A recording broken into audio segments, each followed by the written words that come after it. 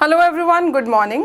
तो आज हम लोग वैसे तो स्टार्ट करने वाले हैं प्लांट किंगडम। देखो लास्ट टॉपिक जो था दैट वाज बायोलॉजिकल क्लासिफिकेशन हम लोग कर रहे थे और उसमें हम लोग एस्कोमाइसिटीज कंप्लीट कर चुके थे। ठीक है, वाई पैन CTM ये जो था एग्जाम्पल्स थे लास्ट में। ठीक है, और ये मैंने आपको बता दिया था कि एस्परजिलस, ठीक है, और क्लैविसेप्स, न्यूरोस्पोरा, ट्रफल्स, मॉरल्स। ट्रफल्स और मॉरल्स जो हैं वो एडिबल मतलब खाने वाले जो हैं एस्कोमाइसिटीज़ के फंजाई होते हैं, एस्कोमाइसिटीज़ क्लास के कैटेगरी के फंजाई होते हैं। ठीक है, चलिए नेक्स्ट वो इज बेसिडियोमाइसिटीज़। बेसिडियोमाइसिटीज़ जिन्हें क्लब फंजाई भी बोलते हैं,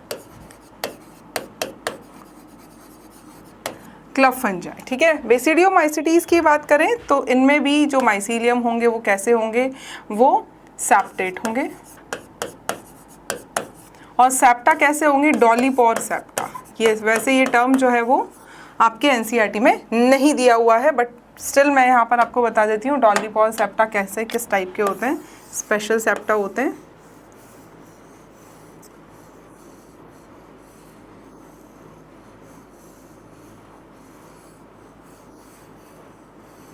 इस टाइप के सेप्टा अगर होंगे तो दैट इज डॉलीपोर सेप्टा। और इनमें क्लैम्प कनेक्शंस भी होते हैं। क्लैम्प कनेक्शंस किस चीज़ में हेल्प करते हैं, यूनिकैरियोटिक माइसीलियम को डाइकैरियोटिक माइसीलियम में कन्वर्ट करने में हेल्प करते हैं। So these are the clamp connections. ये क्या है, क्लैम्प कनेक्शंस किस में हेल्प करेंगे, टू कन्वर्ट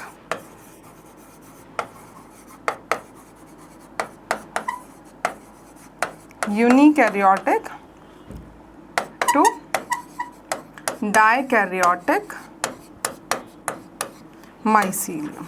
ठीक है, चलिए अब बात करते हैं बेसिडियोमाइसिटीज़ जो है उनका हैबिटाट जो है वही होगा एक्वाटिक हैबिटाट, या फिर आप बोल सकते हैं मॉइस्ट प्लेसेस। ठीक है, और लॉग ऑफ वुड हो गया, ट्री ट्रंक्स हो गया, पैरासाइट्स हो गए इन हायर प्लांट्स, ये सब इनके हैबिटाट होंगे।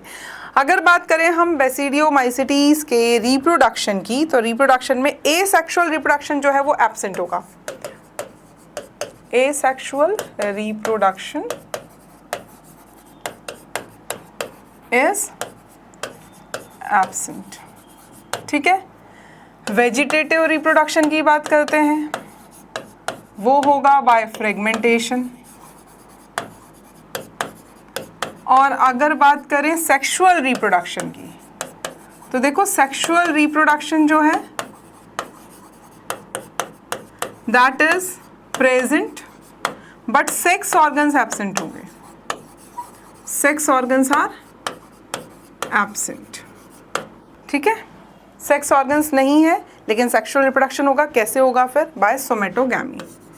बाय सोमेटोगैमी। सोमेटोगैमी हम ऑलरेडी देख चुके हैं किसमें, एस्कोमाइसिटीज़ में, कि क्या होता है, दो सोमेटिक हाइफे जो होते हैं वही एज पॉजिटिव और नेगेटिव स्ट्रेन्स की तरह एक्ट करते हैं और सेक्सुअल रिप्रोडक्शन अकर होता है। ठीक है, तो यहाँ पर asexual reproduction is absent, vegetative reproduction by fragmentation, sexual reproduction present होता है, सोमेटोगैमी के थ्रू होता है, but sex organs are absent in them. बहुत इंपॉर्टेंट पॉइंट है, बहुत इंपॉर्टेंट बात है। फ्रूटिंग बॉडी बेसिडियोकार्प हो जाएगी। उसके अंदर बनने वाले जो आप बोल सकते हैं स्पोरेंजियम जो होंगे उनको बेसिडियम बोलते हैं। और बेसिडियम के ऊपर बाहर बनेंगे स्पोर्स। तो मतलब बेसिडियो स्पोर्स जो हैं, जो इनके सेक्सुअल स्पोर्स हैं, वो एक्सोजीनस होते हैं। Exogenous in origin. कैसे होंगे, देखो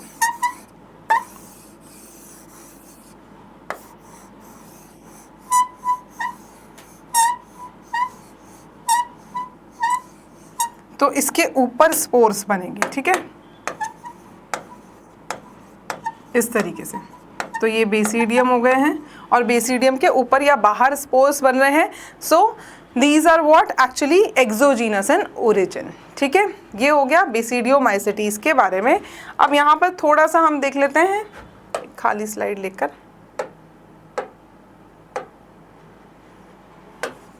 ठीक है, चलिए यहाँ पर हम लोग थोड़ा सा एक बार देख लेते हैं बेसिडियोमाइसीटीज़ के एग्जाम्पल्स के बारे में। तो देखो, अगर मैं बात करूँ एग्जाम्पल के बारे में, तो एग्जाम्पल के लिए यहाँ पर भी एक ट्रिक है।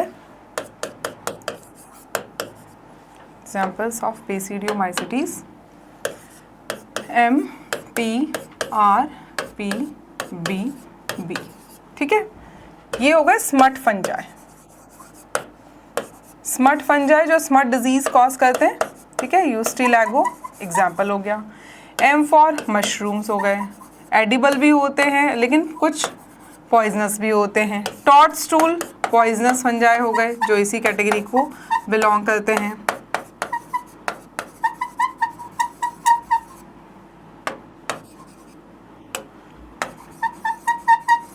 ठीक है। रस्ट फंजाई, और इसमें कौन सा आ जाएगा, पक्सीनिया आ जाएगा। रस्ट डिजीज ऑफ व्हीट ये कॉज करता है, ठीक है। अब इन्हें जो है पफ बॉल्स भी बोला जाता है, और तो P for puff balls, B for bracket fungi भी इनको बोला जाता है। ये एक्स्ट्रा है बेटा, NCERT में नहीं है। और B for bird nest fungi.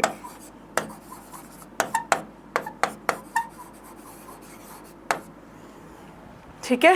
So Ustilago Puccinia, rust disease of wheat is caused by this fungi Puccinia, तो इसे रस्ट फंजाई भी बोलते हैं। उसके बाद में टॉडस्टूल जो पॉइजनस फंजाई होते हैं इसी कैटेगरी को बिलोंग करते हैं। मशरूम्स में कुछ एडिबल होते हैं, कुछ जो है नॉन एडिबल होते हैं, ठीक है। तो जैसे आप रोड साइड्स पे जो देखते हो ड्यूरिंग रेनी सीजन, वो वाले एडिबल नहीं होते हैं बेटा, ठीक है। स्मट फंजाई जो है स्मट डिजीज कॉज करता है, जैसे यूस्टिलैगो, वो भी इसी कैटेगरी का फंजाई है, ठीक है। ये हो गए हमारे कुछ एग्जाम्पल्स, और ये हो गया हमारा बेसिडियोमाइसीटीज़ क्लास के बारे में डिस्क्रिप्शन। अब नेक्स्ट आ जाता है ड्यूटेरोमाइसीटीज़। ड्यूटेरोमाइसीटीज़ की अगर हम बात करें, fourth and the last class, deuteromycetes की अगर हम बात करें तो इनमें इनको पहली बात तो इम्परफेक्ट फंजाई भी बोला जाता है। इम्परफेक्ट फंजाई क्यों बोला जाता है इम्परफेक्ट फंजाई? क्योंकि इनमें sexual reproduction is not seen yet और डिस्कवर्ड येट। अभी तक इनमें सेक्सुअल रिप्रोडक्शन देखा नहीं गया है, डिस्कवर नहीं हुआ है, और शायद होता भी नहीं है, इसीलिए इनको इम्परफेक्ट फंजाई बोला जाता है, ठीक है। इनका जो माइसीलियम होगा वो कैसा होगा? Mycelium will be branched and septate, branched and septate, ठीक है। दूसरी बात आ जाती है, they are the main decomposers, मतलब ये ज़्यादातर आपको डीकम्पोजर्स मिलेंगे इस कैटेगरी के जो फंजाई होंगे। कुछ जो होंगे वो पैरासिटिक होंगे, बट मोस्टली जो इस कैटेगरी के ड्यूटेरोमाइसीटीज़ के जो फंजाई होंगे वो एक्चुअल में पैरासिटिक डीकम्पोजर्स होंगे। और किस में हेल्प करेंगे, या सेप्रोफाइटिक आप बोल सकते हैं। Few are parasitic, few are parasitic, और ये मिनरल साइक्लिंग में हेल्प करेंगे। मिनरल साइक्लिंग, क्योंकि ये लिटर के डिकम्पोजर्स होंगे। जो वेस्ट होता है ना, डिकम्पोजर्स ऑफ लिटर, जो वेस्ट होता है एनिमल्स का, जो वेस्ट होता है लिटर, उसके डिकम्पोजर्स होंगे, तो मिनरल साइक्लिंग में हेल्प करेंगे, ठीक है। नेक्स्ट इज एसेक्सुअल रिप्रोडक्शन की अगर हम बात करें तो एसेक्सुअल रिप्रोडक्शन बाय कोनिडिया होगा, और सेक्सुअल रिप्रोडक्शन तो एब्सेंट है ही सही। सो एसेक्सुअल रिप्रोडक्शन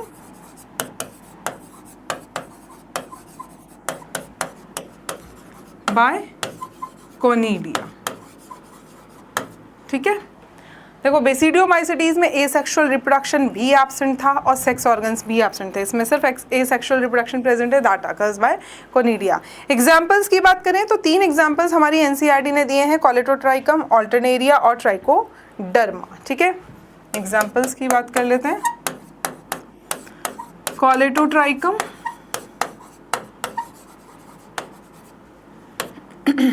ट्राइकोडर्मा। ट्राइकोडर्मा का नाम आप सुनेंगे क्लास 12 के माइक्रोब्स वाले चैप्टर में, क्योंकि ये एक बायो कंट्रोल एजेंट की तरह काम करता है। तो मैं यहाँ लिख देती हूँ ब्रैकेट में। And third example is Alternaria. ठीक है, तो ये हो जाता है हमारा ड्यूटेरोमाइसिटीज। ड्यूटेरोमाइसिटीज में भी सेप्टा जो है वो सिंपल सेप्टा होंगे। देखो 3 कैटेगरीज ऐसी हैं, 3 क्लासेस ऐसी हैं जिनमें जो सेप्टा हैं वो सिंपल है। फाइकोमाइसिटीज में तो सेप्टेट है ही नहीं। ठीक है, एस्कोमाइसिटीज और आपका ड्यूटेरोमाइसिटीज। सिर्फ बेसिडियोमाइसिटीज एक ऐसी क्लास है जिसमें आपको जो सेप्टा मिलेंगे वो डॉलीपोर टाइप के सेप्टा मिलेंगे, मतलब स्पेशल टाइप के सेप्टा आपको वहाँ पर मिलेंगे। ठीक है, so this was all about kingdom fungi. देखो किंगडम फंजाई में जो लाइंस हैं, जो सेक्सुअल रिप्रोडक्शन, एसेक्सुअल रिप्रोडक्शन, कौन से स्पोर हैं, एंडोजीनस, एक्सोजीनस, ठीक है, मोटाइल हैं, नॉन मोटाइल हैं, किस में एसेक्सुअल स्पोर कौन से वाले हैं, किस कैटेगरी में, किस में सेक्स ऑर्गन्स प्रेजेंट है, किस में नहीं है, किस में सेप्टा है, किस में सेप्टा नहीं है, ये सारे मतलब पूरा का पूरा जो किंगडम फंजाई वाला जो पार्ट है ना इस चैप्टर का, दैट इज़ वेरी इंपॉर्टेंट। ठीक है, उसकी एक एक लाइन आपको याद होनी चाहिए, स्पेशली एनसीईआरटी की अगर है तो। क्लियर है? चलिए अब यहाँ पर हम बात कर लेते हैं सब वायरल पार्टिकल्स। ठीक है, पहले वायरसेस की बात करते हैं। वायरसेस की अगर मैं बात करूँ तो देखो वायरसेस क्या है, ऑब्लिगेट पैरासाइट्स हैं। ठीक है, ऑब्लिगेट मतलब मैंने आपको बताया था स्ट्रिक्टली पैरासाइट है, इनके पास कोई और ऑप्शन है ही नहीं। अगर इनका होस्ट ऑर्गेनिज्म नहीं मिला तो ये सरवाइव नहीं कर पाते हैं, मतलब एक तरीके से दे कैन नॉट रिप्रोड्यूस। ठीक है, क्योंकि इनके पास खुद का अपना कोई सेल तो होता नहीं है। चलो नहीं सेल होता है तो क्या बोलेंगे, ए सेल्यूलर। विदाउट सेल वाले, ए सेल्यूलर वालों को क्या मतलब, ए सेल्यूलर का मतलब यहाँ पर क्या होता है, विदाउट सेल वाले जो ऑर्गेनिजम्स हैं उन्हीं को हम यहाँ पर क्या बोल रहे हैं, ए सेल्यूलर हम उन्हें यहाँ पर बोल रहे हैं। ठीक है, नेक्स्ट आ जाता है सब माइक्रोस्कोपिक होते हैं, मतलब बहुत ज़्यादा छोटे। कैसे पता लगा कि बहुत ज़्यादा छोटे हैं, क्योंकि बैक्टीरियल जो फिल्टर्स होते हैं उनको भी पास कर जाते हैं, तो ऑब्वियस सी बात है बैक्टीरिया ऑलरेडी बहुत छोटे हैं तो ये उनसे भी छोटे हैं, can pass through bacteria proof filters. ठीक है, अब किससे बने हुए होते हैं, जब सेल तो है ही नहीं तो फिर किससे बने हुए हैं, तो इनका जो कॉम्पोजिशन होता है वो होता है nucleic acid plus protein coat. बस ये 2 चीज़ें इनके स्ट्रक्चर में प्रेजेंट मिलेंगी आपको। इनका जो कॉम्पोजिशन होगा उसमें न्यूक्लिक एसिड होगा और प्रोटीन कोट होगा, तो इसको हम क्या बोल सकते हैं, न्यूक्लियो प्रोटीन। न्यूक्लिक एसिड भी ऐसा नहीं है कि डीएनए आरएनए दोनों हो। ठीक है, या तो डीएनए होगा या फिर आरएनए होगा, इधर डीएनए और आरएनए, नॉट बोथ। दोनों कभी एक साथ आपको किसी भी वायरस में नहीं मिलेंगे, या तो डीएनए मिलेगा या फिर आरएनए मिलेगा। They are inert outside the host but they take over the cellular machinery of the host when entered inside the host. अगर होस्ट के बाहर मतलब बाहर सराउंडिंग्स में प्रेजेंट है, so inert outside the host. Inert means inactive है, एक तरीके से स्टेबल हैं, इनएक्टिव आप इन्हें बोल सकते हो आउटसाइड द होस्ट, बट लेकिन होस्ट के अंदर जाते ही ये उसकी सेल्यूलर मशीनरी को ओवरटेक कर लेते हैं और खुद का रेप्लिकेशन करते हैं, खुद का रिप्रोडक्शन करते हैं, खुद की ग्रोथ के लिए उसकी सेल्स को यूज़ करते हैं। ठीक है, इनको क्रिस्टलाइज भी किया जा सकता है, सो viruses can be crystallised, can be crystallised. ठीक है, इनका क्रिस्टलाइजेशन किया जा सकता है और क्रिस्टल्स का क्रिस्टलाइजेशन किया भी था। देखो 3 साइंटिस्ट के नाम यहाँ पर आपको दे रखे हैं, डिमित्री इवानोस्की, जिन्होंने टबैको मोज़ैक वायरस जो है उसको डिस्कवर किया था। एक तरीके से जो मोज़ैक डिजीज़ होती है टबैको में, उसको पता लगाया था कि भाई ये एक वायरस के थ्रू कॉज करी जाती है, दैट इज़ TMV। ठीक है, और दूसरे थे MW बेजरिंग। इन्होंने क्या किया था, जो इन्फेक्टेड प्लांट था उसका थोड़ा सा सैप जो है वो एक्सट्रैक्ट करके जो हेल्दी टबैको प्लांट था उसकी लीव्स पे अप्लाई किया था, तो वहाँ पर भी इन्फेक्शन हो गया था। तो इन्होंने इस फ्लूइड को बोला था contagium vivum fluidum, that means infectious living fluid. ठीक है, और तीसरे हैं हमारे कौन से, स्टेनले। तो स्टेनले जो थे, WM स्टेनले, उन्होंने वायरसेस का क्रिस्टलाइजेशन किया और क्या देखा कि crystals are mainly composed of proteins. ठीक है, क्रिस्टल्स जो थे, जब क्रिस्टलाइजेशन करने के बाद में जो क्रिस्टल्स मिले, they were mainly composed of proteins and viruses inert outside the host. ठीक है, तो 3 नाम यहाँ पर आपको याद रखनी है। इवानोस्की का याद रखना है, बिजरिंग का याद रखना, और तीसरा है स्टेनले। ठीक है, अगर बात आती है कि भाई TMV की बात आती है तो इवानोस्की का नाम आएगा। अगर बात आती है कॉन्टेजियम वाइवम फ्लूइडम, ये टर्म किसने दिया था, ये स्टेटमेंट किसने दिया था, सो दैट वाज बिजरिंग। अगर बात आती है क्रिस्टलाइजेशन की तो वो किया था स्टेनले ने। ठीक है, तो इस तरीके से आपको 3 साइंटिस्ट के नाम NCERT में दिए गए हैं और ये तीनों आपको याद भी रखने हैं। चलिए नेक्स्ट आते हैं अब हम लोग यहाँ पर कॉम्पोजिशन ऑफ वायरस में आपको बता चुकी हूँ, और वायरसेस के कॉम्पोजिशन में आपको 2 पार्ट्स मिलेंगे, न्यूक्लिक एसिड और प्रोटीन कोड। प्रोटीन कोड को कैप्सिड बोलते हैं। न्यूक्लिक एसिड या तो DNA होगा या RNA, कभी भी दोनों आपको एक वायरस में साथ में नहीं मिलेंगे। कैप्सिड की हर एक यूनिट को क्या बोला जाता है, सिंगल यूनिट को capsomere is known as capsomeres. ठीक है, तो यहाँ पर capsid is the protein code और उसकी सिंगल यूनिट को क्या बोला जाएगा, कैप्सोमियर्स। ठीक है, नेक्स्ट आता है भाई TMV के बारे में अगर बात करें, टोबैको मोज़ैक वायरस, तो मोस्ट स्टडीड वायरस जो है that is TMV, tobacco mosaic virus अभी तक का सबसे ज़्यादा स्टडीड और डिस्कवर्ड वायरस है।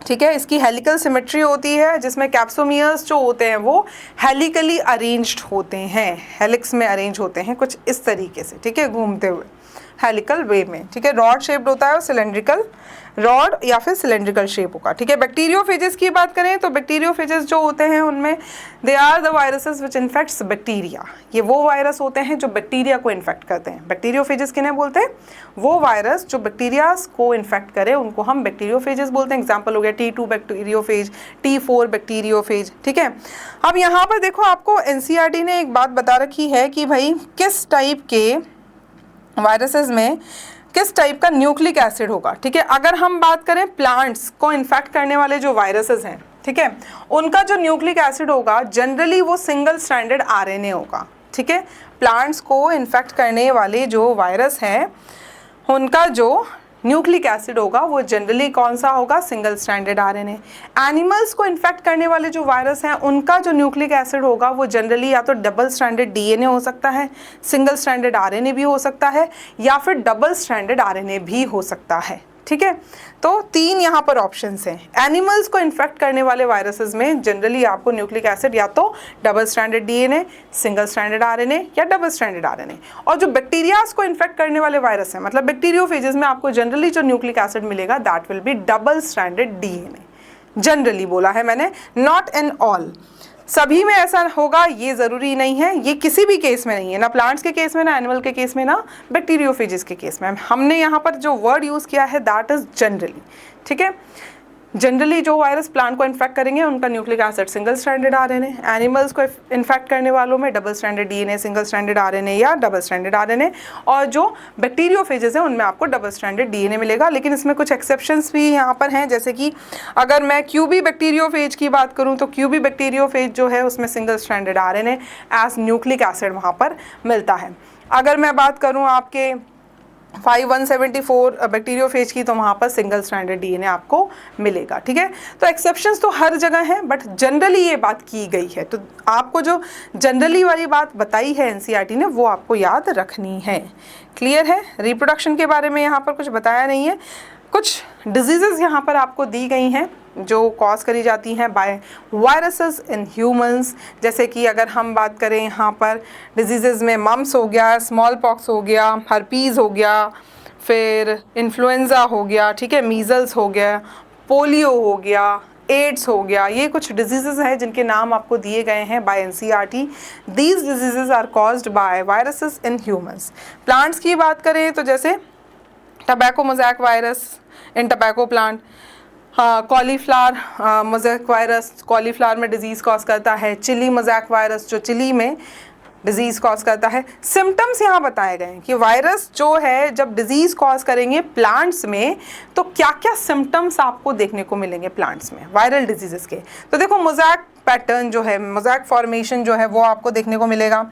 लीफ कर्लिंग और रोलिंग आपको देखने को मिलेगी, ठीक है। उसके बाद में वेन क्लियरेशन आपको यहाँ पर देखने को मिलेगा। वेन्स जो है वो क्लियर हो जाएंगी, एक तरीके से मिट जाएंगी, ख़त्म हो जाएंगी। येलोइंग ऑफ लीव्स आपको देखने को मिलेगी, ठीक है। और ग्रोथ जो है वो स्टंटेड हो जाएगी, रुक जाएगी, ठीक है। और ड्वार्फिज्म आपको देखने को मिलेगा। तो ये कुछ सिम्टम्स हैं of viral diseases in plants. Plants में जब वायरल डिजीज़ कॉज होती है तो उसके कुछ सिम्टम्स आपको यहाँ पर गिवन है। तो जो जो एनसीईआरटी में गिवन है वो तो हमें एक बार को पढ़ना ही पढ़ना है, मतलब उसमें तो कोई डाउट ही नहीं है कि एनसीईआरटी में जितनी भी चीज़ें यहाँ पर दे रखी हैं वो सभी हमें पढ़नी है। अब बात आती है सब वायरल पार्टिकल्स की। सब वायरल पार्टिकल्स मतलब एक तरीके से ये वायरस से ही बने हैं। बस वायरस में दो चीज़ें थी, न्यूक्लिक एसिड और प्रोटीन कोड। यहाँ पर कुछ मिसिंग होगा दोनों में से, या तो न्यूक्लिक एसिड मिसिंग हो जाएगा या प्रोटीन मिसिंग हो जाएगा, ठीक है। तो देखो दो टाइप के सब वायरल पार्टिकल्स यहाँ पर आपको आपकी एनसीईआरटी ने बताए हैं, वायरॉइड्स एंड प्रायॉन्स, ठीक है। सबसे पहले बात करते हैं वायरॉइड्स की। अगर वायरॉइड्स की यहाँ पर बात करें तो दे वर डिस्कवर्ड बाय टियोडाइनर। टियोडाइनर ने इनको डिस्कवर किया था। इनमें सिर्फ और सिर्फ न्यूक्लिक एसिड होता है, इनमें कोई प्रोटीन कोट नहीं होता है। और न्यूक्लिक एसिड भी कैसा होता है, सिंगल स्ट्रैंडेड आरएनए, ठीक है। प्रेजेंट कैसा, सिंगल स्ट्रैंडेड आरएनए, और वो भी लो मॉलिक्यूलर वेट वाला, लो मॉलिक्यूलर वेट वाला, ठीक है। प्रोटीन कोट एब्सेंट होता है। मैंने आपको क्या बताया था कि सब वायरल पार्टिकल्स वायरस से ही बने, बट वायरस का कुछ इसमें मिसिंग होगा, या तो न्यूक्लिक एसिड मिसिंग होगा या प्रोटीन कोट। तो देखो यहाँ प्रोटीन कोट मिसिंग है, एब्सेंट है, सिर्फ न्यूक्लिक एसिड यहाँ पर प्रेजेंट है, ठीक है। इसी तरीके से अब ये डिजीज कॉज करते हैं, जैसे कि potato spindle tuber disease is caused bye viroids, ठीक है। तो वायरॉइड्स में न्यूक्लिक एसिड प्रेजेंट है, सिंगल स्ट्रैंडेड आरएनए है, लो मॉलिक्यूलर वेट वाला ये सिंगल स्ट्रैंडेड आरएनए है, ठीक है। टियोडाइनर ने इन्हें डिस्कवर किया था। पोटैटो स्पिंडल ट्यूबर डिजीज ये कॉज करते हैं, ठीक है। नेक्स्ट आ जाता है प्रायॉन्स। प्रायॉन्स की अगर हम बात करें तो इनमें प्रोटीन, कैसे प्रोटीन, एबनॉर्मली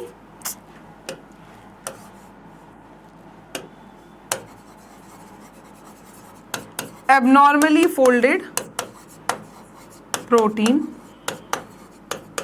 होता है, ठीक है। न्यूक्लिक एसिड इनमें एब्सेंट होता है, इनमें न्यूक्लिक एसिड एब्सेंट होगा। यहाँ प्रोटीन कोड एब्सेंट था, यहाँ न्यूक्लिक एसिड एब्सेंट है, ठीक है। तो प्रायॉन्स क्या है एक्चुअल में, एबनॉर्मली फोल्डेड प्रोटीन पार्टिकल्स हैं, और ये similar in size to that of virus. ये इंपॉर्टेंट पॉइंट है, similar in size to that of virus. Virus के साइज के ही सिमिलर होंगे ये, ठीक है। ये बहुत इंपॉर्टेंट पॉइंट है, कई बार पूछा जा चुका है, ठीक है। इसको याद रखना है। वायरॉइड्स जो हैं वो तो छोटे हैं इनसे, और इनसे भी छोटे होंगे क्योंकि ये तो वायरस के सिमिलर हैं इसलिए, ठीक है। तो यहाँ पर ये सिमिलैरिटी शो करते हैं in size to that of viruses. अब ये जो है इन्फेक्शियस होते हैं क्योंकि एबनॉर्मली फोल्डेड है, दे आर इन्फेक्शियस। और कैसे डिजीज कॉज करते हैं, ये डिजीज कॉज करते हैं न्यूरो डीजेनरेटिव, ब्रेन से रिलेटेड, मतलब नर्वस सिस्टम से रिलेटेड। फॉर एग्जांपल आपको यहाँ पर दे भी रखा है, ह्यूमंस में ये डिजीज कॉज करते हैं, that is known as Creutzfeldt Jakob disease, CJD, ठीक है।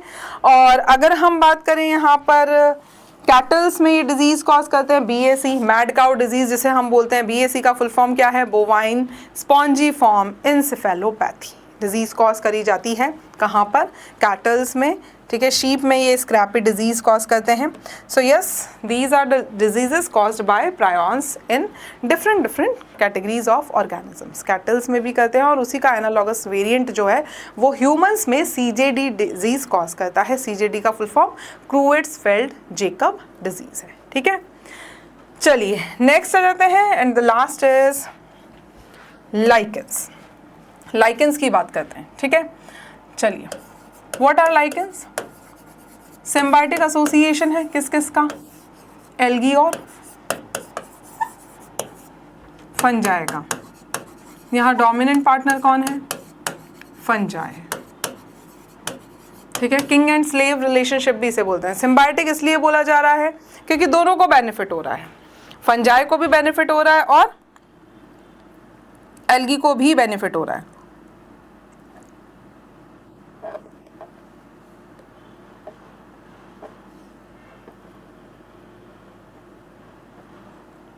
ठीक है, चलिए एल्गी क्या करता है, ऑटोट्रॉफिक है, जबकि फंजाई जो है वो क्या है, हेटेरोट्रॉफिक है, ठीक है। लेकिन फंजाई जो है वो वाटर और मिनरल्स अब्जॉर्ब करता है और प्रोवाइड करता है किसको, एल्गी को, जिसको लेकर वो फूड बनाता है और फिर फंजाई को भी प्रोवाइड करता है फूड और खुद भी न्यूट्रिशन ऑब्टेन करता है। तो यहाँ पर लेकिन जो अगर हम बात करें कि फ्रूटिंग बॉडीज जो होती है, सेक्स ऑर्गन्स जो होते हैं, ठीक है, वो सब कौन से ओरिजिन के होते हैं, वो फंजाई प्रोवाइड करता है। सो यहाँ पर absorb water and minerals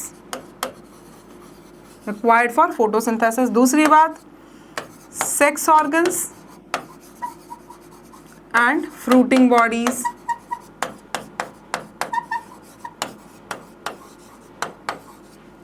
are of fungal origin, वो भी फंजाई से ही मिलती हैं। तो रिप्रोडक्शन का भी सारा रोल किसका है, सारा इंपॉर्टेंट रोल किसका है, फंजाई का है।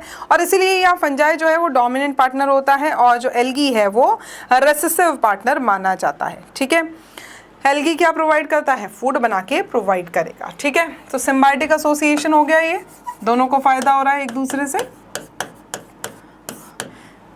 Lichens are good indicators of air pollution, ये पोल्यूटेड एरियाज में नहीं सर्वाइव कर पाते हैं, तो जैसे जैसे पोल्यूशन बढ़ता जाएगा इनकी पॉपुलेशन कम होती जाएगी। So yes, they are good pollution indicators, specially SO2 जो रिलेटेड पोल्यूशन होता है, एयर पोल्यूशन, उसके लिए ये काफ़ी सेंसिटिव होते हैं।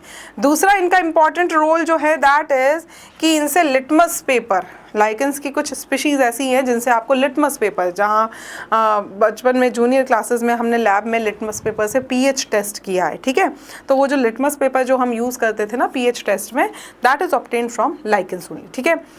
ज़ेरिक सक्सेशन में ये पायनियर कम्युनिटीज़ होती हैं ना। व्हाट इज़ ज़ेरिक सक्सेशन, भाई ड्राई एरियाज़ में जो सबसे पहली जो प्लांट की स्पीशीज़ जाएंगी, ग्रो करेंगी लैंड पे जाकर, वो लाइकेंस होते हैं। सो सबसे पहले जाने वाली कम्युनिटी को बोला जाता है पायोनियर, ठीक है।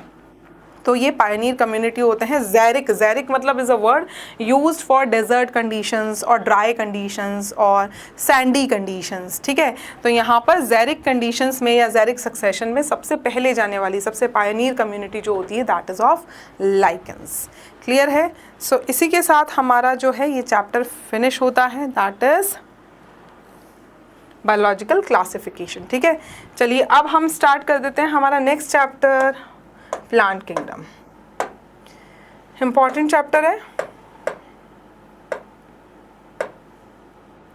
हेडिंग वाला पार्ट, हेडिंग वाली स्लाइड मैंने थोड़ी सी ऐसी कर दी है। प्लांट किंगडम 5 से 6 क्वेश्चन, मतलब 4 से 5 क्वेश्चन, मतलब आप मिनिमम इतने तो मानो ही सही कि 3 to 4 क्वेश्चंस तो इस चैप्टर से आते ही आते हैं। तो इस बार कुछ ज़्यादा ही क्वेश्चंस थे, अच्छी बात है। ये तो खैर चैप्टर भी काफ़ी इंपॉर्टेंट है और काफ़ी ज़्यादा गहराई में इसमें बातें छुपी हुई हैं, वो आपको समझनी होगी बस, ठीक है। चलिए प्लांट किंगडम में 5 डिवीजन्स हम लोग देखते हैं। कौन कौन से डिवीजन्स हैं 5 पहले, लेकिन उससे पहले 2 ब्रॉड कैटेगरीज में से डिवाइड किया है। एक तो होते हैं विदाउट सीड वाले प्लांट्स जिन्हें हम क्रिप्टोगेमे बोल रहे हैं, दूसरे होते हैं सीड वाले प्लांट्स जिन्हें हम फेनेरोगैमे बोल रहे हैं, ठीक है। तो यहाँ पर 2 कैटेगरीज, 2 ब्रॉड कैटेगरीज हैं सीड्स के बेसिस पे, सीड्स की प्रेजेंस और एब्सेंस के बेसिस पे, ठीक है। फर्दर उनमें फिर 3 कैटेगरीज हैं, इन्हीं को हमने क्या बोला, divisions. So these are the divisions जिनके लिए हम फाइलम वर्ड यूज़ करते हैं ना एनिमल किंगडम में, ठीक है। वो यहाँ पर उनके लिए कौन सा वर्ड हमने यूज़ किया है, डिविजन्स हमने वर्ड यूज़ किया है, ठीक है। तो 5 डिविजन्स है प्लांट किंगडम, किंगडम के बाद में कौन सी कैटेगरी आती है? डिवीजन इन प्लांट्स, ठीक है। और 5 डिविजन्स में डिवाइड किया है। एल्गी, जिन्हें हम थैलोफाइट अभी बोलते हैं, bryophyte, pteridophyte, gymnosperm, angiosperm. Evolution का अगर सीक्वेंस देखें तो वो एल्गी से एंजियोस्पर्म की तरफ चलता है, ठीक है। नेक्स्ट, अब क्लासिफिकेशन सिस्टम्स की बात कर लेते हैं कि भाई यहाँ पर आपके प्लांट किंगडम वाले चैप्टर में वैसे तो क्लासिफिकेशन सिस्टम जो है बायोलॉजिकल क्लासिफिकेशन में होना चाहिए था, बट यहाँ पर आपको थोड़ा सा बता रखा है कि क्लासिफिकेशन सिस्टम कितने टाइप के हैं और कौन सा वाला मेनली जो है प्लांट किंगडम के लिए यूज़ हुआ है, ठीक है। तो क्लासिफिकेशन सिस्टम देखो यहाँ 3 टाइप के आपको एनसीईआरटी ने बताए हैं। पहला है आर्टिफिशियल, नाम से कुछ समझ में आ रहा है? आर्टिफिशियल मतलब जो मॉर्फोलॉजिकल कैरेक्टर्स पे ही बेस्ड होगा, मेनली जो बाहर दिख रहा है उसी को देखो, उसी को क्राइटेरिया बना के यूज़ करो और उसी के बेसिस पे डिवाइड कर दो। बाहर से जो दिखने में सेम लग रहे हैं उनको एक ग्रुप में रखो और जो अलग अलग दिख रहे हैं उनको अलग अलग ग्रुप्स में कैटेगराइज करो। So this is artificial classification system, mainly based on one or few morphological characters like habit, colour, number, shape of leaves and on the basis of structure of androecium, ठीक है। Androecium is the male reproductive organ. तो इन सब के basis पे, मतलब mainly external feature के basis पे, ठीक है, मेनली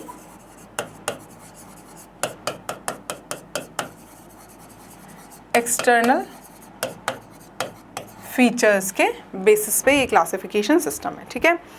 अब ये दिया किसने था? एरिस्टोटल और लीनियस दोनों ने ही ये सिस्टम फॉलो किया था, क्लासिफिकेशन सिस्टम, ठीक है। नेक्स्ट आ जाते हैं अब इसके ड्रॉबैक्स क्या थे। ड्रॉबैक्स भाई सिर्फ आप बाहर देख कर, सिर्फ आप बाहरी फीचर देख कर जो है डिवाइड कर दे रहे हो तो हो सकता है अंदर से वो सेम हो, या बाहर से जो सेम लग रही है हो सकता है वो इंटरनल स्ट्रक्चर के बेसिस पे काफ़ी ज़्यादा डिफरेंट हो। तो यहाँ पर बहुत सारे ऐसे प्लांट्स जो हैं वो अलग हो गए जो क्लोजली रिलेटेड थे, या एक साथ आ गए जो बहुत ज़्यादा अलग अलग थे। So separated closely related species, first drawback. Equal weightage to vegetative and sexual characters. Vegetative characters वो होते हैं जिनका कोई रोल नहीं होता है रिप्रोडक्शन में, जैसे कि आपके लीफ हो गया, स्टेम हो गया, रूट हो गया। ये कुछ ऐसे कैरेक्टर्स हैं या पार्ट्स हैं जिनको हम वेजिटेटिव बोल रहे हैं। मतलब कि वेजिटेटिव का मतलब क्या होता है कि जो रिप्रोडक्शन में पार्टिसिपेट नहीं करते हैं, ठीक है। तो यहाँ पर वेजिटेटिव कैरेक्टर्स और रिप्रोडक्टिव कैरेक्टर्स को इक्वल वेटेज नहीं दे सकते हम, क्योंकि वेजिटेटिव कैरेक्टर्स तो एनवायरनमेंट से ज़्यादा अफेक्ट होते हैं, वो एनवायरनमेंट के अकॉर्डिंग चेंज भी हो सकते हैं, लेकिन रिप्रोडक्टिव कैरेक्टर्स एनवायरनमेंट से चेंज नहीं होते हैं, ठीक है। So vegetative characters are more affected by environment, they can change according to the environment. तो एक ही प्लांट, अगर सेम प्लांट की कोई जो है, सेम प्लांट जो है उसके 2 टाइप हैं, तो एक जो है वो तो पानी में ग्रो कर रहा है, दूसरा लैंड पे ग्रो कर रहा है, तो हो सकता है अपने अपने हैबिटेट की वजह से उनके वेजिटेटिव कैरेक्टर्स चेंज हो जाएं, बट उनके रिप्रोडक्टिव कैरेक्टर्स तो सेम रहेंगे। तो अब आपने क्या किया, आपने तो बाहर का फीचर देखा, मतलब लीफ देख ली, स्टेम देख लिया, भाई अलग अलग है, ये तो पानी वाला अलग है और लैंड वाला अलग है, जबकि वो तो सेम थे, बस उनके हैबिटेट जो थे वो डिफरेंट थे। एक पानी में रह रहा था, एक लैंड पे रह रहा था, इसकी वजह से उनकी लीफ, स्टेम और रूट में डिफरेंस आ रहा था, ठीक है। तो यहाँ पर इसीलिए ये बहुत बड़ा मेजर ड्रॉबैक था कि भाई इक्वल वेटेज क्यों दिया आपने वेजिटेटिव और सेक्सुअल कैरेक्टर्स को, ठीक है। दूसरा क्लासिफिकेशन सिस्टम आता है natural system of classification, most accepted one, ठीक है। इसमें सभी चीज़ें इंक्लूड करी गई, एक्सटर्नल फीचर के साथ साथ इंटरनल फीचर्स जैसे ultra structure, anatomy, embryology and phytochemistry को भी इंक्लूड किया गया। देखा गया कि भाई फाइटोकेमिस्ट्री क्या है, एनाटमी मतलब इंटरनल टिश्यूज़ क्या है, कौन से प्रेजेंट है, ठीक है। एम्ब्रियोलॉजी, एम्ब्रियो कैसे बन रहा है, कैसे डेवलप हो रहा है, क्या क्या स्टेजेस आ रही हैं। अल्ट्रा स्ट्रक्चर मतलब सेल का पूरा डिटेल स्ट्रक्चर देखा। एक्सटर्नल फीचर के साथ साथ इंटरनल फीचर्स को भी लिया। So it was based on the natural affinities among the organism. ये लाइन बहुत इंपॉर्टेंट है, कई बार आ भी चुकी है, ठीक है। So this was natural system of classification and it was used by और given by Bentham and Hooker, ठीक है। नेक्स्ट आ जाता है नेचुरल क्लासिफिकेशन सिस्टम में। अब 2 टाइप आ जाते हैं, natural non phylogenetic and natural phylogenetic. Non phylogenetic में सिर्फ एक्सटर्नल और इंटरनल फीचर्स ले लिए, जबकि नेचुरल फाइलोजेनेटिक में एक्सटर्नल और इंटरनल फीचर के साथ साथ फाइलोजेनी को भी कंसीडर किया गया टू क्लासीफाई द ऑर्गेनिजम्स। अब now what is phylogeny? So phylogeny is evolutionary relationship, कि भाई पूर्वज कौन थे आपके, आप कहाँ से इवॉल्व होकर आए हो, क्या रास्ता रहा है आपका यहाँ तक पहुँचने का, क्या रूट रहा है, क्या जर्नी रही है, वो सारी चीज़ें जब कंसीडर करी जाती हैं पीछे की, पास्ट की, पुरानी जनरेशन्स की, that is known as evolutionary relationship, और उसी को हम क्या बोलते हैं, फाइलोजेनी हम उसे बोलते हैं। ठीक है, क्लियर है। सो जब नेचुरल में आप मतलब एक्सटर्नल इंटरनल फीचर के साथ साथ आप फाइलोजेनी को भी कंसीडर कर रहे हैं, दैट इज़ नेचुरल फाइलोजेनेटिक। जब आप नेचुरल में सिर्फ एक्सटर्नल और इंटरनल फीचर कंसीडर कर रहे हैं, कोई एवोल्यूशनरी रिलेशनशिप कंसीडर नहीं कर रहे हैं, that is natural non phylogenetic. ठीक है, चलिए फाइलोजेनेटिक देखो बेस्ड ऑन एवोल्यूशनरी रिलेशनशिप लिख रखा है, इसको किस किस ने यूज़ किया था या किस किस ने इसे एक्सेप्ट किया था, तो एंगलर एंड प्रेंटल हो गया, हचिंसन हो गया, तख्ताजन हो गया, इनके नाम आपको कहीं नहीं मिलेंगे, सिर्फ बेंथम और हुकर और लीनियस और एरिस्टोटल का नाम आपको हर जगह मिलेगा। ठीक है, नेक्स्ट इज टेक्सोनॉमी। टेक्सोनॉमी आपने फर्स्ट चैप्टर में पढ़ा है, लिविंग वर्ल्ड में पढ़ा है, that is study of classification, that is taxonomy. ठीक है, अब ब्रांचेस ऑफ टेक्सोनॉमी यहाँ आपको बताया गया है इस चैप्टर में। First is numerical taxonomy. ठीक है, न्यूमेरिकल टेक्सोनॉमी में क्या होता है, न्यूमेरिकल मेथड का यूज़ किया जाता है, जैसा कि नाम सजेस्ट कर रहा है। Now what are numerical methods, तो देख लेते हैं भाई। नंबर्स और कोड्स असाइन कर दिए जाते हैं to all the observable characters like positive, negative, data not available, मतलब क्या किया, जो भी कैरेक्टर्स हैं। ठीक है, कोई 2 ऑर्गेनिज्म आप क्लासीफाई करने वाले हैं, तो जितने भी कैरेक्टर्स आपने लिए हैं उनको क्लासीफाई करने के लिए, तो उन कैरेक्टर जैसे अब आप एक में प्रेजेंट है तो पॉजिटिव हो जाएगा, दूसरे वाले ऑर्गेनिज्म में नहीं है तो वहाँ नेगेटिव हो जाएगा, और आपको जानकारी नहीं है कि भाई ये वाला कैरेक्टर जो है इनमें होगा या नहीं होगा, उसके बारे में कोई नॉलेज नहीं है, सो डाटा नॉट अवेलेबल। ठीक है, सो नंबर्स और कोड्स असाइन कर दिए जाते हैं। All possible characters are compared by using computers by giving equal importance. जितने भी कैरेक्टर्स आपके पास अवेलेबल हैं या पॉसिबल हैं वो सब कंपेयर किए जाते हैं bye using computers and giving equal importance. ठीक है, ऑर्गेनाइजेशन और एनालिसिस जो होता है डाटा का, that are the core of this taxonomy. Benefit मतलब मेन बेनिफिट, मेन एडवांटेज जो है इस टेक्सोनॉमी का वो यही है। ठीक है, hundreds of characters can be considered at the same time। एक साथ आप 100 कैरेक्टर्स को कंसिडर कर सकते हैं, क्योंकि ऑब्वियसली बात है आप कंप्यूटर का यूज़ कर रहे हैं यहाँ पर। ठीक है, नेक्स्ट आता है second type of taxonomy, cyto और karyo taxonomy. Cyto means cell, karyo means nucleus. जब आप टेक्सोनॉमी कर रहे हैं, क्लासिफिकेशन कर रहे हैं, so based on cytological, cell की इंफॉर्मेशन के बेसिस पे या न्यूक्लियस की इंफॉर्मेशन के बेसिस पे, लाइक क्रोमोसोम का नंबर, स्ट्रक्चर, बिहेवियर के बेसिस पे, दैट इज साइटो और karyo taxonomy. Third is chemo taxonomy, that means chemical. ठीक है, based on chemical constituents of the plant, like DNA sequence, chemical nature of protein क्या है। ठीक है, डीएनए सीक्वेंस क्या है, तो अगर केमिकल नेचर पे या केमिकल कॉन्स्टिट्यूएंट्स पे अगर बेस्ड है तो that is known as chemo taxonomy. उस टेक्सोनॉमी को हम क्या बोलते हैं, कीमो टेक्सोनॉमी। कुछ क्वेश्चंस यहाँ पर गिवन है, जैसे artificial classification is mainly based on morphological characters only. Next आ जाता है, which of the following is a limitation of artificial classification? Natural affinities पर natural वाला था, considers evolutionary trends बिल्कुल नहीं, ignores many important characters, yes, ये इसका एक limitation है कि बहुत सारे important characters को ignore करता है। ठीक है, which technique is extensively used in numerical taxonomy में, extensively, so that is computer based statistical analysis। Natural classification is based on natural affinities and overall similarity. Which of the following system uses fossil records? Fossil records मतलब fossil कब काम आते हैं, evolution में, तो मतलब evolutionary relationship वाले की बात कर रहे हैं, that means phylogenetic system। Cytotaxonomy is based on chromosomal number, structure and behavior। ठीक है, चलिए अब प्लांट किंगडम स्टार्ट करते हैं हम लोग with the first division and that is algae. लेकिन यहाँ पर हम ना अभी स्टार्टिंग में क्या करेंगे, सीधे सीधे एल्गी डिस्कस नहीं करने लग जाएंगे, पहले कुछ इंपॉर्टेंट कैरेक्टर्स लेंगे, उनको कंपेयर करेंगे पांचों डिविजन्स में कि पांचों डिविजन्स में इस कैरेक्टर के बारे में क्या है, ठीक है, ये कैरेक्टर कैसा है, पांचों डिविजन्स को कंपेयर करते हुए चलेंगे, ठीक है, ताकि बहुत सारे पॉइंट्स जो है ना आपके एल्गी के, ब्रायोफाइट्स के, टेरिडोफाइट्स के, वो तो आपको यहीं से याद हो जाएंगे। और ये सबसे सिंपल और सबसे अच्छा मेथड है कि पांचों को कंपेयर करते हुए चले हम। जैसे अब सबसे पहले बात आती है लाइफ साइकिल की, किस टाइप की लाइफ साइकिल है। वैसे तो लाइफ साइकिल वाला टॉपिक जो है वो हट चुका है, बट लेकिन कई कई जगहों पर आपको ये वर्ड मिल जाएगा, जैसे कि हैप्लॉन्टिक, डिप्लॉन्टिक, ठीक है, तो उसके लिए ये सब चीज़ें पढ़ना जो है वो ज़रूरी हो जाता है, ठीक है। चलिए, जैसे जैसे हम एल्गी से एंजियोस्पर्म्स की तरफ बढ़ते हैं तो आप देखोगे कि एल्गी में जो लाइफ साइकिल है वो है हैप्लॉन्टिक, एंजियोस्पर्म में जो लाइफ साइकिल है दैट इज डिप्लॉन्टिक, ठीक है। तो जब हम एल्गी से एंजियोस्पर्म्स की तरफ बढ़ रहे हैं तो लाइफ साइकिल में चेंज हुआ है, हैप्लॉन्टिक से क्या हो गई है, डिप्लॉन्टिक हो गई है। लेकिन ऐसा तो नहीं है कि बीच वाले जो अचानक से चेंज हो गई, नहीं, बीच में कुछ तो आया होगा, ठीक है। तो देखो 3 टाइप की लाइफ साइकिल होती है, हैप्लॉन्टिक, हैप्लोडिप्लॉन्टिक HD और डिप्लॉन्टिक D, ठीक है।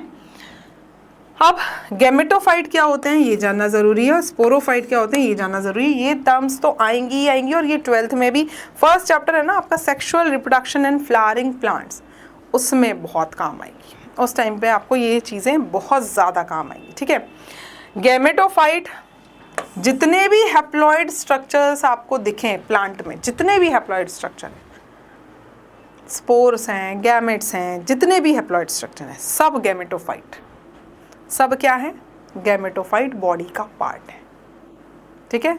अगर आपसे पूछे कि ये एक हैप्लॉइड स्ट्रक्चर है, ये कौन सी बॉडी का पार्ट होगा, गैमेटोफाइट या स्पोरोफाइट, सीधे सीधे बोल देना बिना ज़्यादा दिमाग लगाए। अगर हैप्लॉइड है तो गैमेटोफाइट, और डिप्लॉइड है तो स्पोरोफाइट। ये सबसे बेसिक वाला मतलब तरीका है इसको याद रखने का कि गैमेटोफाइट क्या होते हैं, स्पोरोफाइट क्या होते हैं। जो हैप्लॉइड हैं सब गैमेटोफाइट, जो डिप्लॉइड हैं सब स्पोरोफाइट, ठीक है। ये बहुत इंपॉर्टेंट है, बहुत ज़्यादा इंपॉर्टेंट है, ठीक है। काम आएगा sexual reproduction in flowering plants में, क्लास 12th का फर्स्ट चैप्टर। अब देखो, गैमेटोफाइट बॉडी जहाँ गैमेट्स बन रहे हैं, स्पोरोफाइटिक बॉडी जहाँ स्पोर्स बन रहे हैं, ठीक है, ओके। एल्गी, थैलोफाइट में लाइफ साइकिल कैसी होती है, हैप्लॉन्टिक, मोस्टली लिखा हुआ है ब्रैकेट में, मतलब कुछ एक्सेप्शंस तो होंगे। ब्रायोफाइट्स में हैप्लोडिप्लॉन्टिक, टेरिडोफाइट्स में भी हैप्लोडिप्लॉन्टिक, सेम है। जिम्नो और एंजियोस्पर्म्स में डिप्लॉन्टिक हो गई, मतलब चेंज आया है पर धीरे धीरे आया। बीच में देखो ऐसा टाइम भी आया है जहाँ हैप्लोडिप्लॉन्टिक हो गई, ठीक है। चलिए नेक्स्ट आ जाते हैं, मेन प्लांट बॉडी, ये आपकी NCERT में दिया हुआ है। मेन प्लांट बॉडी कौन सी होगी, स्पोरोफाइट होगी या गैमेटोफाइट होगी, ठीक है।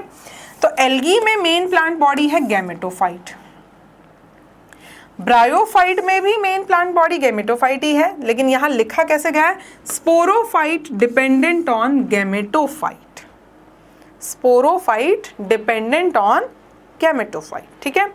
टेरिडोफाइट में स्पोरोफाइट और गैमेटोफाइट दोनों इंडिपेंडेंट है, बट यहाँ मेन प्लांट बॉडी क्या हो जाती है, स्पोरोफाइट। मेन प्लांट बॉडी क्या हो जाती है, स्पोरोफाइट हो जाती है, ठीक है। दोनों इंडिपेंडेंट हैं,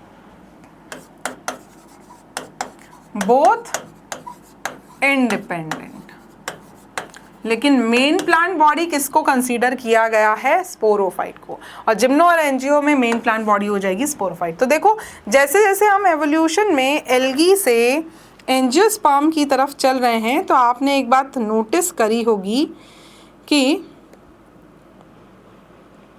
मेन प्लांट बॉडी जो है वो भी चेंज हो गई है। मेन प्लांट बॉडी एल्गी में क्या थी, गैमेटोफाइट थी, लेकिन जैसे जैसे हम एंजियोस्पर्म की तरफ चल रहे हैं वहाँ पर क्या हो गई है, स्पोरोफाइट जो है वो मेन प्लांट बॉडी है, ठीक है। और ये लिखा भी हुआ है NCERT में, टेरिडोफाइट में लिखा भी हुआ है कि ब्रायोफाइट में आपने देखा होगा कि डोमिनेंट फेज जो था वो गैमेटोफाइटिक था, ठीक है, लेकिन टेरिडोफाइट में जो है वो कौन सी है, स्पोरोफाइटिक है, ठीक है। चलिए जिम्नो और एंजियो में मेन प्लांट बॉडी क्या हो जाएगी आपकी, स्पोरोफाइट हो जाएगी। बेटा ये याद रखना, ये बहुत इंपॉर्टेंट है। नेक्स्ट आ जाता है बॉडी ऑर्गेनाइजेशन। ये सारी चीज़ें देखो, सारी चीज़ें एनसीईआरटी के ही पॉइंट्स हैं, लेकिन आप अलग अलग जगह पढ़ोगे। तो जब आप रिवाइज करोगे ना तो ये चार्ट्स बना लो, बहुत काम आते हैं, ये चार्ट्स बहुत काम आते हैं, ठीक है। एल्गी में बॉडी ऑर्गेनाइजेशन, बॉडी कैसी होगी, थैलस होगी। थैलस मतलब होता है, यहाँ दोनों में ही थैलस है, तो यहाँ लिख देते हैं अनडिफरेंशिएटेड। इस टाइप की बॉडी को एक और टर्म दिया हुआ है, दैट इज अनडिफरेंशिएटेड, जहाँ डिफरेंशिएशन ना हो कि भाई ये रूट है, ये स्टेम है, ये लीफ है, कुछ पता नहीं लग रहा है कौन सा रूट है, कौन सा स्टेम है, कौन सा लीफ है, सब एक जैसे ही नजर आ रहे हैं, तो दैट इज अनडिफरेंशिएटेड। ऐसी बॉडी को हम थैलस बोलते हैं, ठीक है। तो एल्गी में तो प्रॉपर थैलस आपको मिलेगा, इसीलिए इनका नाम ही दूसरा क्या है, थैलोफाइटा। बात करते हैं ब्रायोफाइट्स की, तो यहाँ पर भी थैलस ही है, लेकिन यहाँ रूट जैसा, स्टेम जैसा और लीफ जैसे स्ट्रक्चर होंगे, मतलब उनके डुप्लीकेट्स होंगे, उनकी कॉपी होंगी। ओरिजिनल वाले रूट स्टेम लीफ नहीं मिलेंगे, ट्रू रूट स्टेम लीफ नहीं मिलेंगे, लेकिन रूट जैसे, स्टेम जैसे और लीफ जैसे स्ट्रक्चर आपको मिल जाएंगे।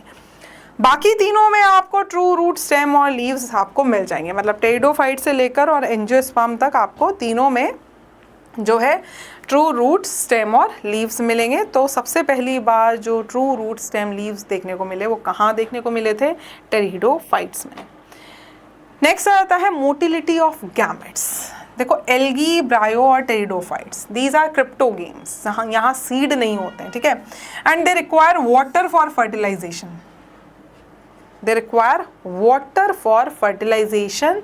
और वाटर में या तो पैसिवली फ्लोट किया जा सकता है या फिर एक्टिवली फ्लोट करने के लिए फ्लैजिला चाहिए, कोई तो लोकोमोटरी स्ट्रक्चर होना चाहिए, तो इनमें फ्लैजिला प्रेजेंट होता है। इनके गैमेट्स में जो होते हैं मेल गैमेट मोटाइल होते हैं विद फ्लैजिला। लेकिन जिम्नो और एंजियोस्पर्म में कोई वाटर की रिक्वायरमेंट नहीं होती और इसीलिए वो सक्सेसफुल टेरेस्ट्रियल प्लांट्स बन पाए, क्योंकि उनको वाटर की रिक्वायरमेंट नहीं थी फॉर फर्टिलाइजेशन।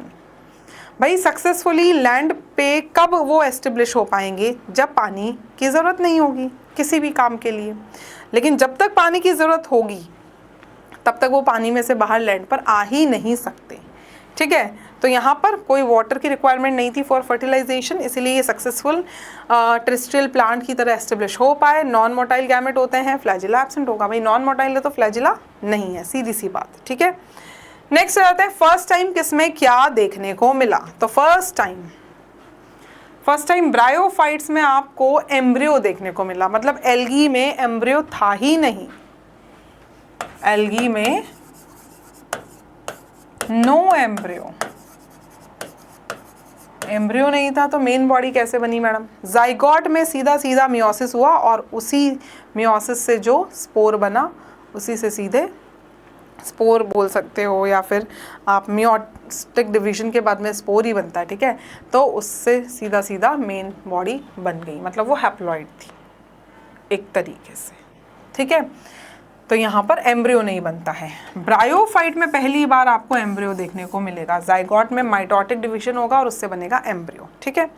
टेरिडोफाइट में पहली बार क्या क्या देखने को मिला, टेरिडोफाइट में दो चीज़ें पहली बार देखने को मिली, फर्स्ट ट्रू रूट स्टेम और लीव्स देखने को मिले, ठीक है, और वेस्कुलर बंडल्स देखने को मिले, मतलब जाइलम और प्लस फ्लोएम, ठीक है। वेस्कुलर टिश्यूज और ट्रू रूट स्टेम और लीव्स आपको पहली बार कहाँ देखने को मिले, टेरिडोफाइट्स में। जिम्नोस्पर्म में पहली बार हमने सीड्स देखे, सीड होते क्या है, और एंजियोस्पर्म में आपने सबसे पहली बार फ्लावर्स और फ्रूट्स दोनों ही देखे, ठीक है। नेक्स्ट आ जाते हैं रिप्रोडक्टिव ऑर्गन्स के बारे में बात करते हैं, ठीक है। ये नाम, बस केवल ये नाम आपको एनसीईआरटी में नहीं मिला है, बाकी सारे जितने भी नाम यहाँ पर दे रखे हैं ना रिप्रोडक्टिव ऑर्गन्स के, वो सभी आपको एनसीईआरटी में गिवन है, ठीक है।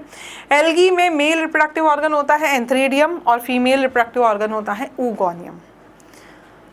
आगे अगर ब्रायोफाइट में चलेंगे तो antheridium is the male reproductive organ, female reproductive organ change हो गया आर्किगोनियम। ये चलेगा कहाँ तक, आपके टेरिडोफाइट तक, सेम। मेल वाला देखो इसमें 3 में सेम है, यहाँ फीमेल वाला इन 3 में सेम है, ठीक है। जिम्नोस्पर्म में मेल रिप्रोडक्टिव ऑर्गन हो जाता है pollen grain instead of antheridium, लेकिन फीमेल रिप्रोडक्टिव ऑर्गन वही है आर्किगोनियम। और एंजियोस्पर्म की बात करें तो इसमें दोनों ही चेंज हो गए, मेल रिप्रोडक्टिव ऑर्गन क्या है एंड्रोइशियम और फीमेल रिप्रोडक्टिव ऑर्गन क्या है गाइनीशियम, ठीक है। तो ये हो गए हमारे रिप्रोडक्टिव ऑर्गन्स। चलो अब बात करते हैं यहाँ पर, ये हो गई बात यहाँ पर पांचों डिवीजन्स के कंपैरेटिव फीचर्स की। हमने अभी तक क्या किया है कि पांचों डिवीजन के कुछ मेन फीचर्स ले लिए और उनको पांचों डिवीजन्स में कंपेयर कर लिया जो पांचों में प्रेजेंट हो। ऐसे फीचर्स हमने लिए जैसे मेन प्लांट बॉडी हो गया, रिप्रोडक्टिव ऑर्गन हो गया, गैमेट्स कैसे हैं वो हो गया, ठीक है। तो ये सब चीज़ें हमने कंपेयर कर ली। उसके बाद में अब हम नेक्स्ट आ जाते हैं एल्गी पे। तो एल्गी के कुछ कॉमन कैरेक्टर्स जो आपको तीनों टाइप के एल्गी में मिलेंगे। देखो एल्गी को भी हमने फर्दर 3 कैटेगरीज में डिवाइड किया है, green algae, brown algae and red algae, ठीक है। तो यहाँ पर लेकिन ये जो फीचर्स आपको दिख रहे हैं सामने, ये सभी तीनों टाइप के एल्गी में आपको मिलेंगे। पहले बात करते हैं, क्लोरोफिल कंटेनिंग होते हैं इसीलिए ऑटोट्रॉफिक हैं, ठीक है। प्लांट में आ रहे हैं तो ऑटोट्रॉफिक तो होंगे ही सही। थैलॉइड बॉडी होगी तीनों टाइप की, ठीक है। मोस्टली एक्वाटिक होंगे, ज़्यादातर एक्वाटिक होंगे, फ्रेश वाटर में मिल सकते हैं, मॉइस्ट प्लेसेस पे मिल सकते हैं, मैराइन वाटर में मिल सकते हैं, ठीक है। Very in form and size और फॉर्म में वेरी करेंगे, ठीक है। यूनिसेलुलर हो सकते हैं, कॉलोनियल हो सकते हैं या फिलामेंटस फॉर्म्स में आपको मिल सकते हैं। 3 फॉर्म्स में आपको ये मिल सकते हैं। अब एल्गी किस किस के साथ एसोसिएशन में आ सकते हैं? एसोसिएशन भी कौन सा? सिम्बायोटिक एसोसिएशन में आ सकते हैं, ठीक है। तो एल्गी देखो 2 ऑर्गेनिजम्स के साथ एसोसिएशन में आ सकते हैं। अगर फंजाई के साथ एसोसिएशन में आएंगे तो बनेंगे लाइकेंस, जो अभी अभी हमने बायोलॉजिकल क्लासिफिकेशन का लास्ट टॉपिक जो पढ़ा था lichens, that is a symbiotic association between algae and fungi. किस टाइप का एसोसिएशन है? देखो यहाँ लिख रखा है पॉजिटिव ऑब्लिक पॉजिटिव, मतलब दोनों को फायदा होगा, एल्गी को भी फायदा होगा और फंजाई को भी फायदा होगा। सो इस टाइप के एसोसिएशन जहाँ पर दोनों ऑर्गेनिजम्स को बेनिफिट हो रहा है, that is known as positive type of association. तो यहाँ पर लाइकेन जो है वो सिम्बायोटिक एसोसिएशन। दूसरा एसोसिएशन एल्गी फॉर्म करते हैं with the sloth bear, animals में स्लॉथ बियर के साथ में, ठीक है। स्लॉथ बियर के साथ में एक एसोसिएशन फॉर्म करते हैं, यहाँ पर भी दोनों को बेनिफिट है। बेचारा बियर जो है वो छुप जाता है शिकारियों से क्योंकि ये पूरा ढक लेती है एल्गी, और एल्गी को शेल्टर मिल जाता है, उसके ऊपर रहने की जगह मिल जाती है आराम से, अच्छी गुदगुदी बिल्कुल सॉफ्ट सी, ठीक है, बॉडी मिल जाती है उसकी रहने के लिए। तो इस तरीके से ये भी एक पॉजिटिव टाइप ऑफ एसोसिएशन हो जाता है। नेक्स्ट आते हैं लाइफ साइकिल ऑफ एल्गी की बात कर लेते हैं। तो जाइगोट से स्टार्ट करते हैं, चलो, है ना।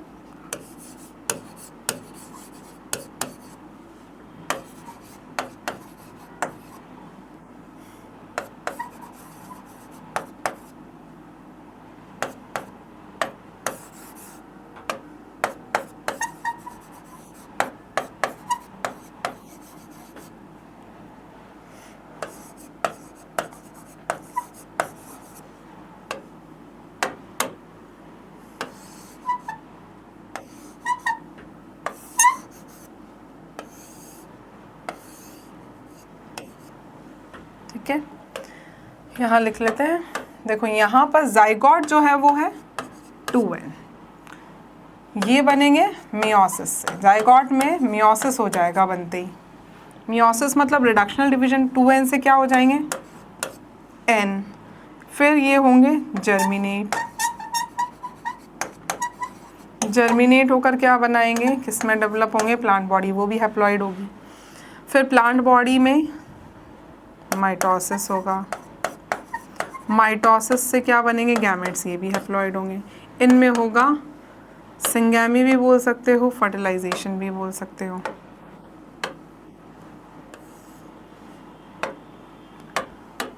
सिंगैमी या फर्टिलाइजेशन, ठीक है।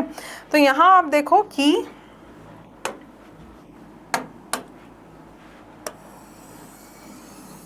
ये मैंने आपको बताया था गैमेटोफाइट क्या होता है, स्पोरोफाइट क्या होता है। तो देखो इस वाले सर्कल के अंदर अंदर जितनी भी पार्ट्स हैं वो सब क्या हैं, सब हैप्लॉइड हैं।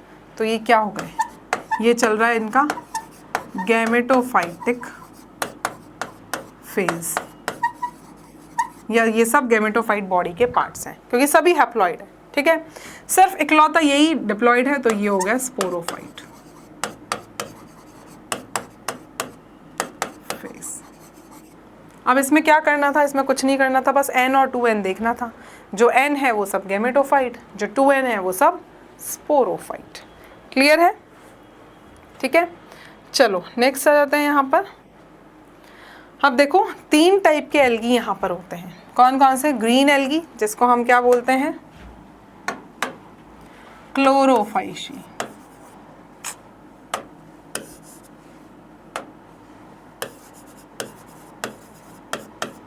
क्लोरोफाइशी। ब्राउन एल्गी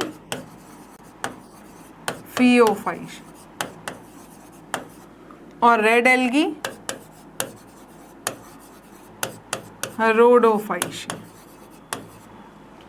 ठीक है, तो 3 टाइप के एल्गी यहाँ पर आपको मिलेंगे। हैबिटाट की बात कर लेते हैं। इस टेबल के थ्रू जितनी चीज़ें हम पढ़ सकते हैं वो पढ़ लेते हैं। टेबल के और भी पॉइंट्स हैं, 5th 6th 7th 8th सब आएंगे। ठीक है, चलो हैबिटाट की बात कर लेते हैं। ग्रीन एल्गी आपको ज़्यादातर फ्रेश वाटर में मिलेंगे। मैराइन और ब्रैकिश भी वही होता है, सॉल्टी वाटर। ठीक है, मॉइस्ट सॉइल में भी मिल जाएंगे, मैराइन में भी मिल जाएंगे, ब्रैकिश, बट ज़्यादातर जो हैं वो फ्रेश वाटर वाले होते हैं। ब्राउन और रेड एल्गी मेनली मैराइन होते हैं, rarely fresh water.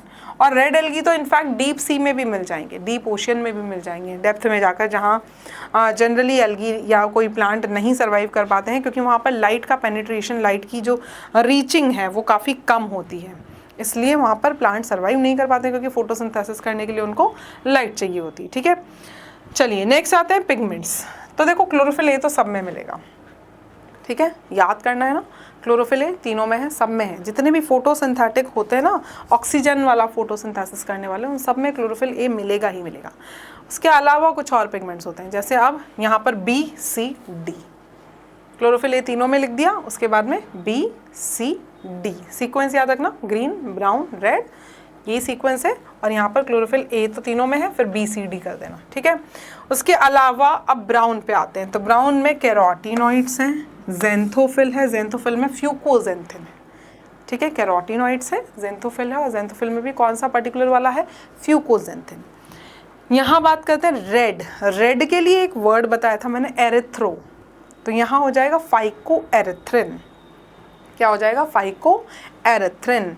Erythro word जो है that is related to red colour. अगर एरिथ्रो वर्ड कहीं पर भी आ, जैसे एरिथ्रोसाइट्स हम नहीं बोलते हैं, red blood cells, cyte means cell, erythro means red. ठीक है, चलो सेल वॉल की बात करते हैं। सेल वॉल किसकी बनी होगी? सेल्लोज और पैक्टोस। सेल्लोज तो सब में होगा। प्लांट्स हैं तो सेल्लोज तो सेल वॉल का मेन कंपोनेंट है, लेकिन उसके अलावा और क्या क्या है, और डिफरेंस हो सकते हैं। ठीक है, तो यहाँ पर भी हमें वो डिफरेंस नज़र आ रहा है। ठीक है, तो जैसे सेल्लोज और पैक्टोस, सेल्युलोज सेल्लोज, सेल्लोज तीनों में। उसके अलावा यहाँ क्या आ गया? एल्जिन आ गया ब्राउन एल्गी में। वहाँ क्या आ गया? पैक्टिन आ गया, पॉलीसल्फेट एस्टर्स आ गए। ठीक है, सेल्लोज तीनों में है। यहाँ एल्जिन आया, यहाँ पैक्टोज आया, यहाँ एल्जिन आया, यहाँ पैक्टिन और पॉलीसल्फेट एस्टर्स आ गए। एनसीईआरटी बोल रही है ये सब कुछ। ठीक है, स्टोर्ड फूड की बात करते हैं। स्टार्च बिल्कुल है, प्लांट्स का मेन स्टोर्ड फूड का फॉर्म ही स्टार्च है, लेकिन उसके अलावा यहाँ प्रोटीन्स हैं, यहाँ मैनिटॉल और लेमिनेरिन है, यहाँ फ्लोरिडियन स्टार्च है that is similar to amylopectin and glycogen. Glycogen जो स्टोर्ड फॉर्म ऑफ फूड होता है ना इन एनिमल्स, इन फंजाई, ठीक है, वो यहाँ पर प्रेजेंट है, मतलब वो उसके जैसा ही स्ट्रक्चर वाला यहाँ कोई प्रेजेंट है, दैट इज फ्लोरिडियन स्टार्च। यहाँ क्या है? Mannitol laminarin. वहाँ क्या है? Floridean starch. किसके जैसा है? सिमिलर। वो सिमिलर है अमाइलोपैक्टिन और ग्लाइकोजन के जैसा। सभी कार्बोहाइड्रेट्स हैं। ठीक है, चलो कुछ क्वेश्चंस कर लेते हैं, उसके बाद में नेक्स्ट जो होगा वो कल की क्लास में हम लोग कंटिन्यू करेंगे। So algae are prokaryotic and autotrophic, eukaryotic and autotrophic. ठीक है, algae differ from fungi in having. Algae कैसे डिफरेंट है? क्योंकि एल्गी में क्लोरोफिल है, फंजाई में नहीं है, तभी तो फंजाई हेटेरोट्रॉफिक है और क्लोरोफिल एल्गी क्या है? ऑटोट्रॉफिक है। ठीक है, phycology is the study of algae. Which of the following is not a characteristic of algae? Not a characteristic. So autotrophic होते हैं, क्लोरोप्लास्ट भी होता है। मल्टी सेलुलर ऑलवेज नहीं भाई, यूनिसेलुलर होते हैं ज़्यादातर। ठीक है, कॉलोनीज में रह सकते हैं, फिलामेंटस फॉर्म्स में रह सकते हैं। Algae play a major role in oxygen production through photosynthesis. चलिए अब नेक्स्ट क्लास में कंटिन्यू करते हैं हम लोग एल्गी का second part. Till then you guys stay happy, stay blessed. Thank you everyone, bye.